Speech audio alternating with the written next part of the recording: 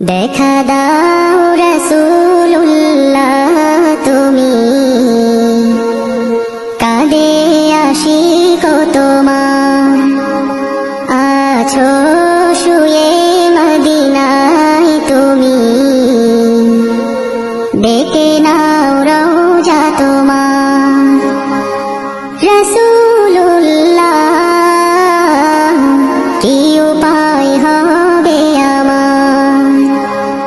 রাসূলুল্লাহ কি উপায় হবে আমার ওই মদিনার পথের ধুলি মাখতাম আমি